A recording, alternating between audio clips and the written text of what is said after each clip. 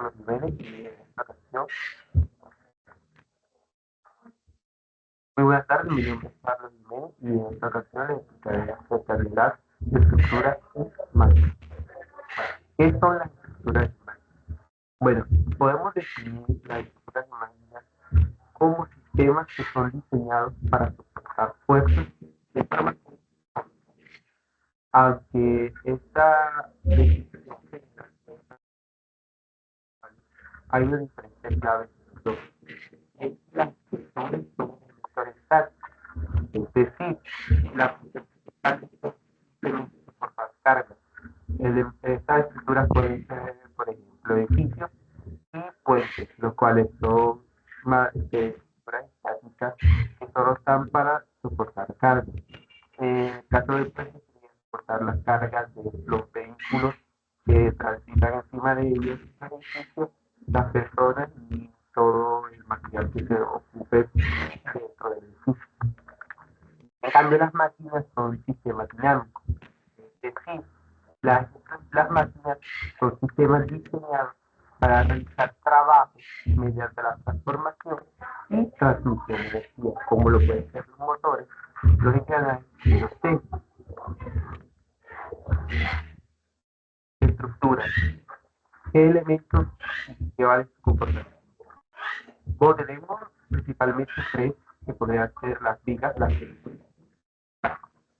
Las vigas son elementos diseñados para soportar cargas transversales y que están sometidas principalmente en su tiempo a esfuerzos de flexión y de corte.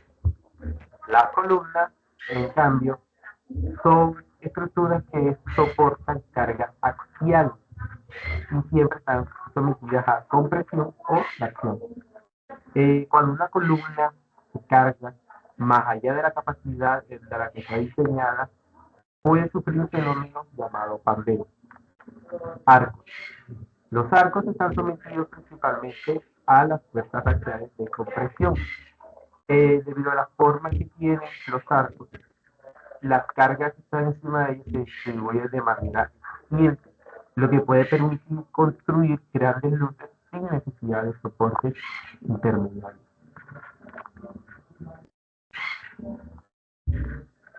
Vigas. Bueno, las vigas pueden estar sometidas a diferentes tipos de esfuerzos. Primero puede ser el esfuerzo de flexión, que es generado cuando una carga transversal provoca que la viga se dobla. Aquí tenemos una fórmula general. Tensión de flexión. Esta es la tensión normal que se genera para la flexión de una viga. Momento flector. Bueno, el momento flector es básicamente un esfuerzo de flexión, pero este puede abarcar cargas que están apoyadas, puede ser en el centro, puede ser al final, puede ser un poquito más allá del centro, al comienzo. Es decir, este calcula unas cargas puntuales. Y esta ecuación está diseñada para una carga puntual en el centro, con una longitud total de la. Y por último tenemos los esfuerzos constantes en las vigas, que además de la fricción, estas también están sometidas a fuerzas constantes. Y aquí tenemos una ecuación general. Columna. Bueno, la columna principalmente está sometida al pandeo crítico, que es lo que yo estuve diciendo hace un momento. Este pandeo crítico puede ser calculado mediante la fórmula de Euler, la cual está ahí definida. Y también tenemos para una columna su espesor, que es uno de los parámetros más importantes para evaluar el riesgo de pandeo. Arcos. Bueno, los arcos siempre están sometidos principalmente a fuerzas de compresión. Para un análisis de arcos, esto involucra la descomposición de las fuerzas en componentes horizontales y verticales. Un arco de 3 articulaciones tiene el momento de cada articulación en 0, lo que simplifica el análisis. Máquinas. Elementos y fuerzas actuales. ejes, los engranajes, los resortes y los rodamientos. Bueno, los ejes son componentes que transmiten potencia mediante la torsión. Es decir, estos ejes deben soportar fuerzas de torsión y en algunos casos específicos pueden soportar cargas transversales que causan su flexión. Engranaje. Estos son los responsables de la transmisión de movimiento entre los ejes. Estos deben ser diseñados específicamente para resistir fuerzas de cizalladura y a la fatiga, debido a que estos siempre están en contacto continuo con los dientes, los resortes. Estos son usados para almacenar energía y el amortiguamiento de fuerza. Estos resortes están bajo compresión o tensión y deben ser diseñados para evitar fallos por fatiga, especialmente bajo cargas físicas. Rodamientos. Esto facilita el movimiento rotatorio entre partes de una máquina. Estos deben soportar cargas axiales y radiales, que tienen que minimizar la fricción entre ellos.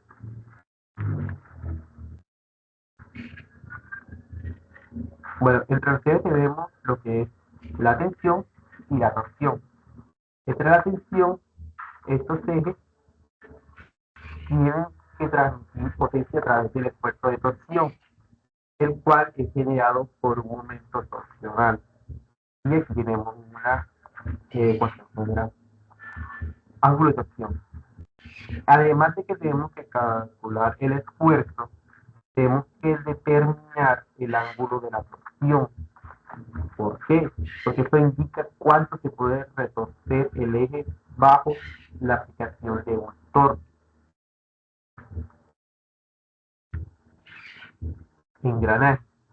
Los engranajes tienen dos cálculos importantes, los cuales puede ser el esfuerzo en los dientes y la relación entre la transmisión de ese esfuerzo. El esfuerzo, los engranajes transmiten su potencia mediante el contacto de los dientes. Entre la relación de transmisión, esta relación entre dos engranajes está dada por esta ecuación. Resortes. Contra los resortes pueden ser calculados mediante la ley de Shock, porque estos resortes se comportan de manera elástica y su comportamiento puede ser descrito fácilmente mediante la ley de Shock.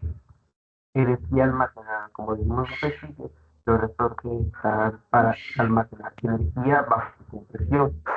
Entonces, esta energía elástica almacenada bajo la compresión y tensión se puede calcular mediante la siguiente ecuación general. Rodamiento. Existen unos tipos de rodamientos, los cuales son los de bola y los de rodillo. Los de bola reducen la fricción en los ejes rotatorios y los de rodillo son utilizados para soportar las cargas axiales y radiales que son mayores que lo que son bolas. Bueno, para los rodamientos se debe calcular su vida útil, que se estima mediante la fórmula de la vida nominal. Bueno, siguiendo con la explicación, ahora vamos con las propiedades de los materiales en la estructura cinética. Bueno, las propiedades más importantes a la hora de crear estructuras de máquinas serían la resistencia, la elasticidad, la tenacidad y la ductilidad. Bueno, en primera instancia, la resistencia es súper fundamental para la creación de una estructura o una máquina, porque gracias a esto podemos seleccionar materiales que pueden resistir fuerzas aplicadas a estas estructuras o máquinas sin que éstas fallen. En segunda instancia tenemos la elasticidad, lo cual permite que los materiales puedan deformarse elásticamente bajo ciertas cargas normales y que éstas vuelvan a su forma original cuando la carga sea retirada. Por último tenemos la tenacidad y ductilidad, la cual es la capacidad que tiene un material para poder absorber energía sin romperse. Esto es importante para evitar fallos bruscos en las estructuras y las máquinas que están sometidas a cargas extremas. Bueno, de parte de la resistencia tenemos primeramente la resistencia a la tracción, la cual significa cuánta resistencia tiene un material a la tensión para evitar fallos bajo cargas de tracción. Por otra parte tenemos a la resistencia a la compresión, la cual es la capacidad que tiene un material para soportar fuerzas que tienden a aplastarlo o reducir su longitud.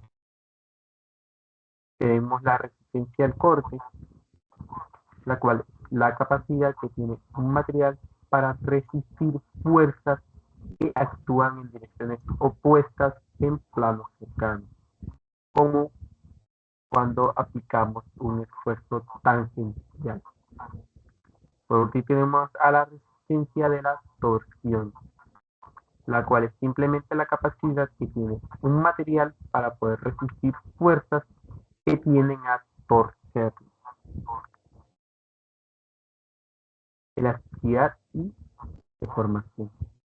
Bueno, estas son basadas en la ley de Hooke, que ya lo hemos visto antes, la cual es simplemente una ley que, que representa la elasticidad de un material.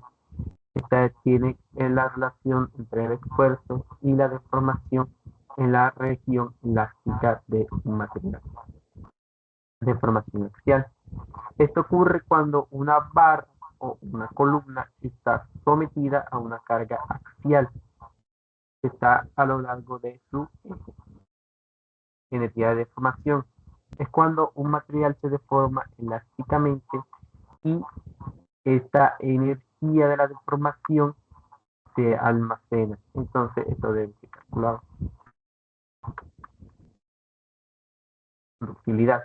Esta es la capacidad que tiene un material para deformarse plásticamente antes de que este se fracture y luego para cuando la carga sea retirada, este vuelva a su estado original. Esto se mide en términos de alargamiento porcentual.